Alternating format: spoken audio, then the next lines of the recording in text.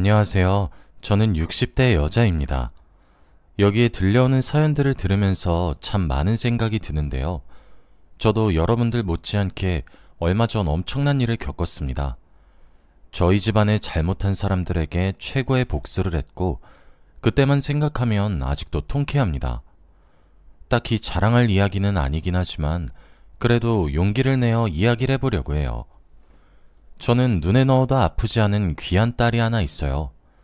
남편은 딸이 어릴 적 뭐가 그렇게 급했는지 먼저 제 곁을 떠났습니다. 그래서 딸은 아빠의 얼굴을 전혀 기억하지 못하고 사진으로만 봤죠. 다른 집 딸처럼 풍요롭게는 못 지냈지만 그래도 부족하게는 살지 않게 하기 위해 열심히 살았습니다. 저희 딸도 귀한 딸이었기에 해달라는 거 다 해주고 싶어서 일을 미친 듯이 했죠. 쉬는 날 없이 새벽부터 저녁 늦게까지 돈만 벌었습니다. 제가 이렇게 고생을 해야 딸을 더 좋은 거 먹일 수 있다는 생각으로 말이죠. 그만큼 저는 딸이 너무 소중했고 저의 전부였습니다. 제가 다치는 건 상관이 없었고 참을 수 있었는데 딸이 조금이라도 상처가 나면 저는 바로 병원에 데리고 갈 정도로 딸에 대한 애정이 남달랐죠. 아빠 없이 자라게 해서 더 금이야 오기야 키운 것도 있습니다.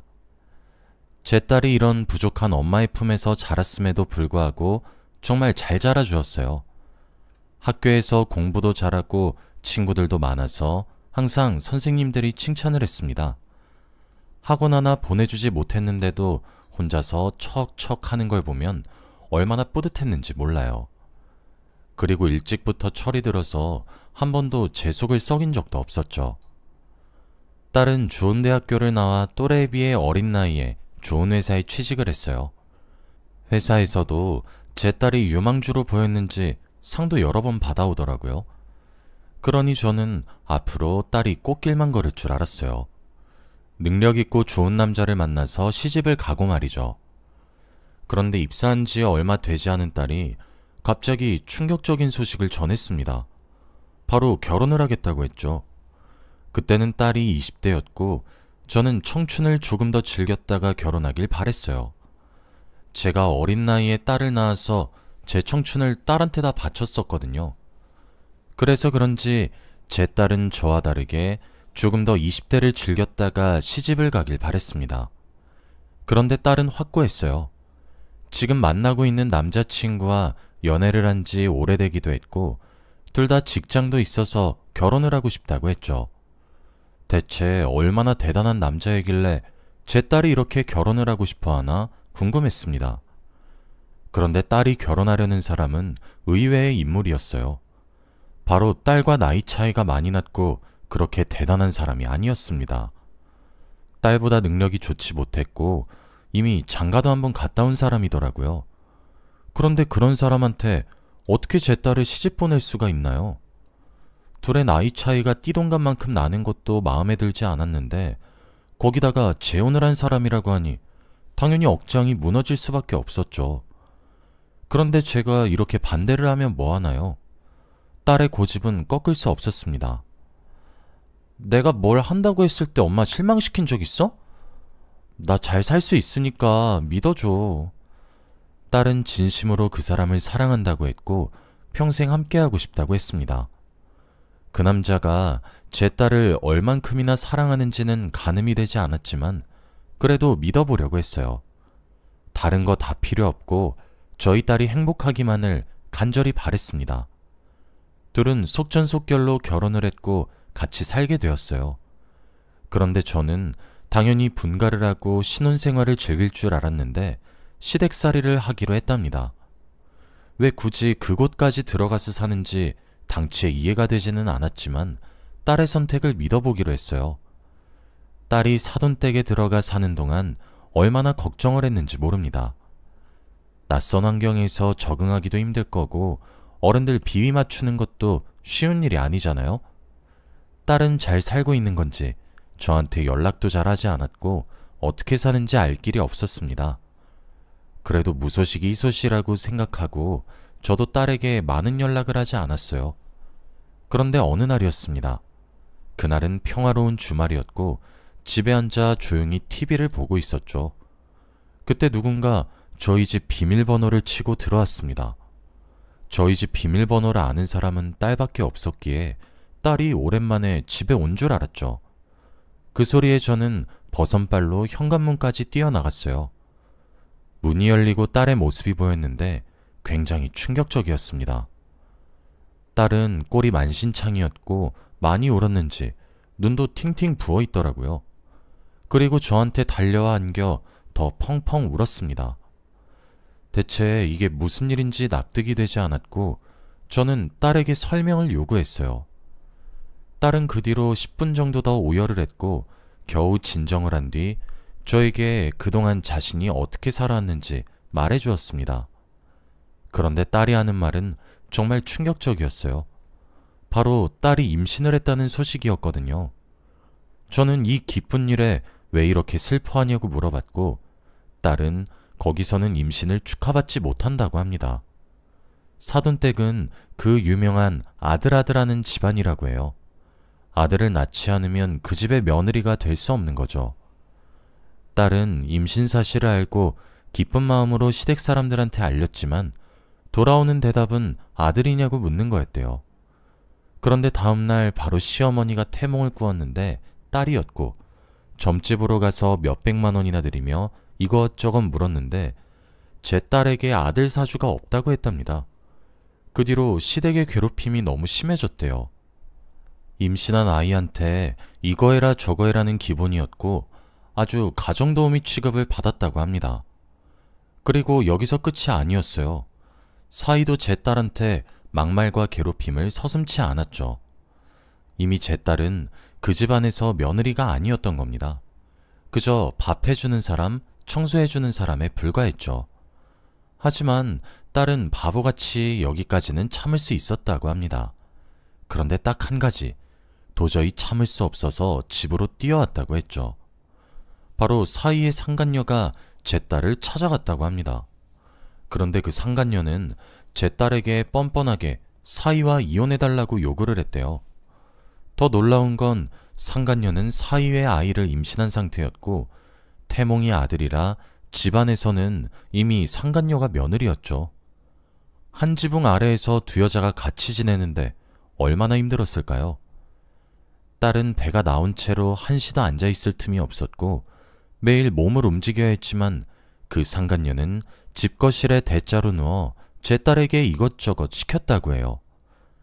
결국 이런 집안에서 사는 것보다는 이혼을 하고 맘 편히 저와 사는 게 낫단 생각이 들어 이렇게 짐을 바리바리 싸들고 도망쳤다고 했죠. 그동안 이 여린 것이 얼마나 마음고생을 했을지 생각하면 정말 속상했고 미안했습니다. 그리고 한편으로는 사돈한테 화도 미친 듯이 났어요. 남의 집 귀한 딸을 며느리로 데려갔으면 최소한의 인간 취급이라도 해줘야 하는 거 아닌가요? 마음 같아서는 당장 그 집에 찾아가서 복수를 하고 싶었지만 꾹 참았습니다. 그리고 딸은 사위와 이혼을 하고 저희 집으로 돌아와 살게 되었어요. 딸은 확실히 집으로 돌아와서 많이 안정적이게 보였고 열심히 문화센터도 다니면서 출산을 기다렸죠. 그리고 만삭이 되어 아이를 낳았습니다. 아이를 낳기 전까지 딸은 병원에서 아이의 성별을 알려주지 말라고 했어요. 남자든 여자든 상관없었고 사돈댁에서 하도 사주도 보러 다니고 딸인 태몽까지 꾸었으니 저희는 이미 딸이라고 거의 확정을 지은 상태이기도 했고요. 그래서 출산 당일날까지 저희는 의사 선생님께 성별을 듣지 않은 상태였습니다. 딸은 건강하게 아이를 낳았죠. 그런데 수술방에서 아기를 받은 의사 선생님께서 충격적인 말을 하셨습니다. 축하드립니다. 왕자님이네요. 그 순간 저와 딸은 굉장히 놀랐어요. 당연히 딸이라고 생각했는데 아들이라뇨. 그럼 사돈댁에서 간 점집과 태몽은 대체 무엇인가요? 당황스럽긴 했지만 그래도 저희는 좋았기에 손주를 열심히 키웠습니다. 그런데 이 사실을 어떻게 알았는지 제 딸이 산후조리가 다 끝나기도 전에 사돈댁에서 저희 집에 찾아왔습니다. 전 사위와 전 사돈댁이 왔더라고요.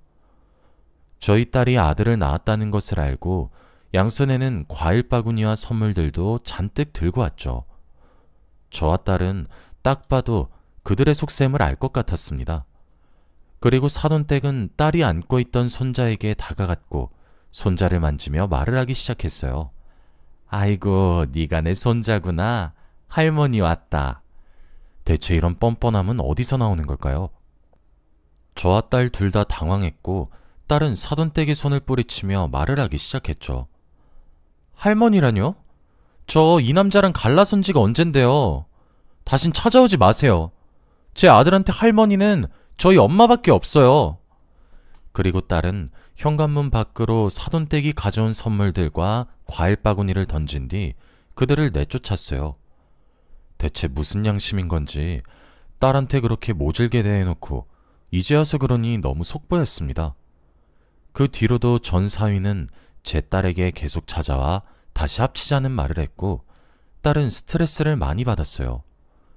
경찰에 여러 번 신고도 하고 도망치기도 했습니다. 그런 와중에 딸의 육아휴직이 끝나서 다시 회사로 복귀를 해야 했죠.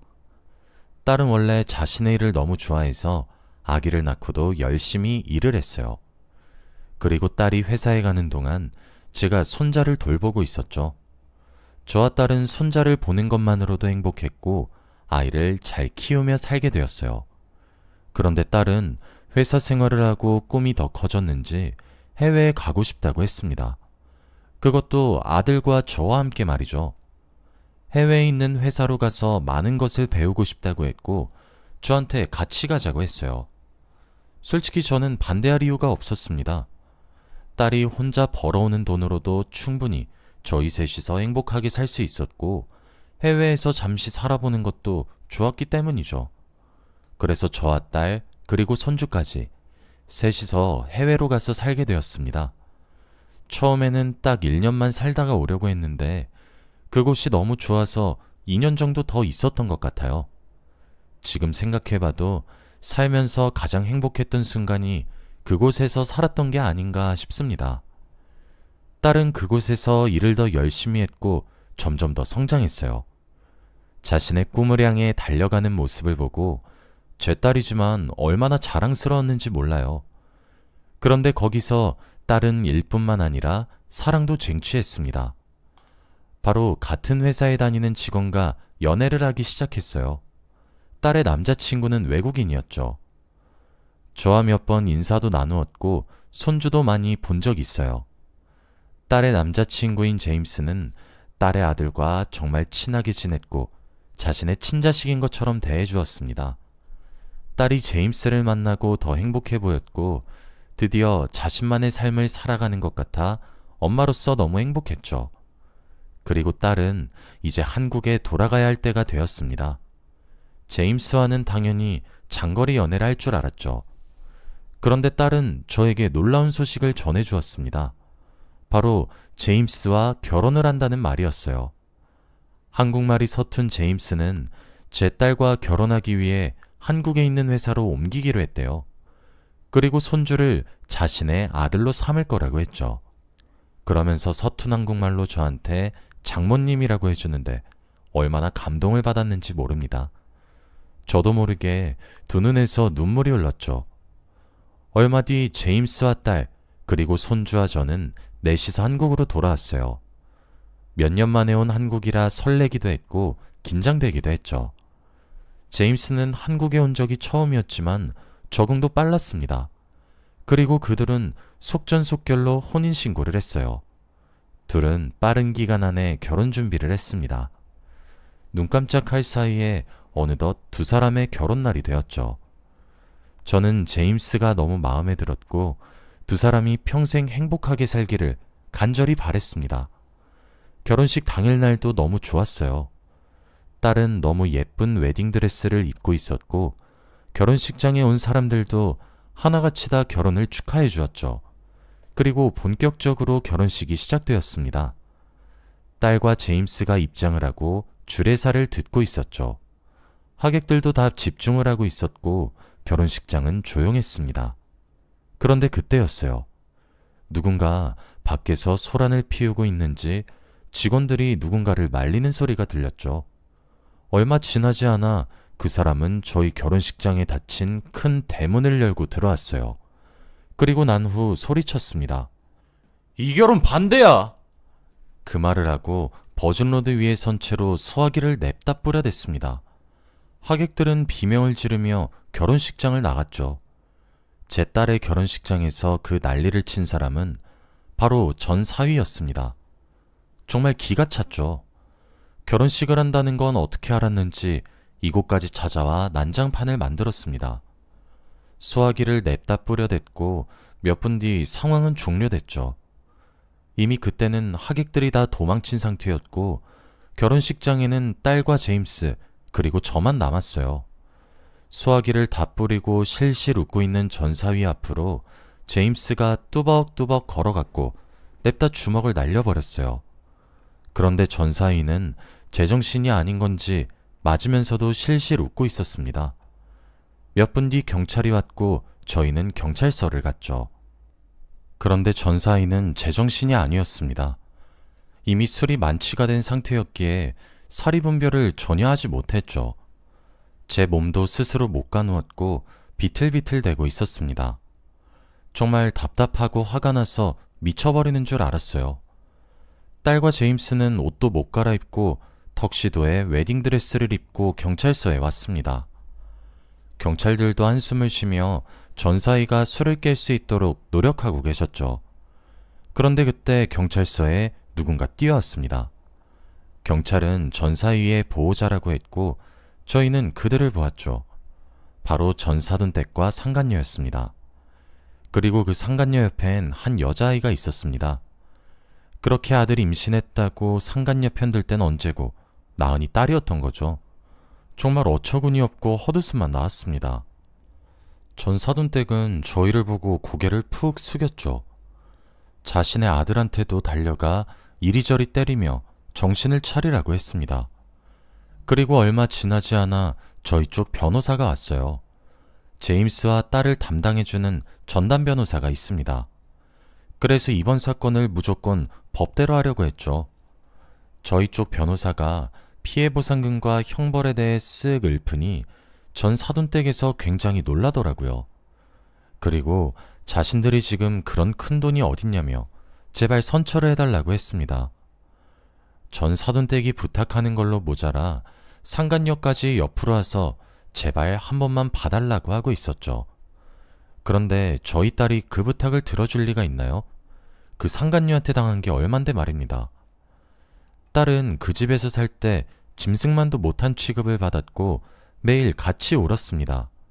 그런데 이제 와서 선처라뇨. 말도 안 되는 소리였습니다. 상간녀는 불쌍한 눈빛으로 제 딸을 보고 있었고 딸은 아무런 대답도 하지 않았죠. 그런데 고민 끝에 딸은 놀라운 말을 했습니다. 꿇어. 딸은 팔짱을 끼고 상간녀한테 무릎을 꿇으라고 했습니다. 과거에 딸이 그 여자한테 괴롭힘받고 놀림받았던 것이 떠올랐는지 드디어 딸이 본격적으로 복수를 했죠. 상간녀는 도저히 자존심 때문에 무릎은 꿇을 수 없었는지 조심스레 눈을 피했지만 그때 전사돈댁이 말을 했어요. 너 뭐하니? 얼른 무릎 꿇지 않고. 전사돈댁이 상간녀의 어깨를 꾹 누르며 무릎을 꿇으라고 했죠. 결국 어쩔 수 없이 상간녀는 제 딸 앞에서 무릎을 꿇었습니다. 그리고 고개를 땅으로 떨궜는데 눈물을 뚝뚝 흘리고 있더라고요. 얼마나 통쾌했는지 모릅니다. 한 가정을 파탄내놓고 몇 년이 지난 지금 복수를 했습니다. 그리고 저희는 법대로 했어요. 상간녀가 무릎을 꿇은 덕분에 선처가 조금 가능해졌죠. 겨우 감당할 수준으로 고소를 했습니다. 그리고 그들은 경찰서를 나갈 때까지 저희에게 사과를 하며 돌아갔죠. 제임스와 딸은 그 사건이 있고 나서 다시 결혼식을 올렸어요. 한국에서는 또 전사위가 찾아와서 난리를 피울까봐 해외에서 올렸습니다. 사람들의 비행기 값과 숙박비는 저희가 다 지불을 했죠.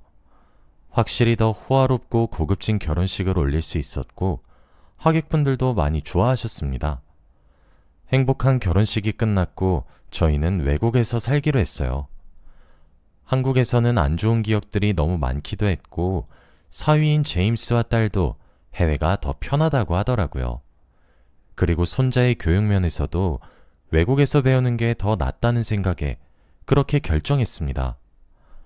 확실히 이곳에서 사니까 걱정거리도 없고 더 좋은 것 같아요.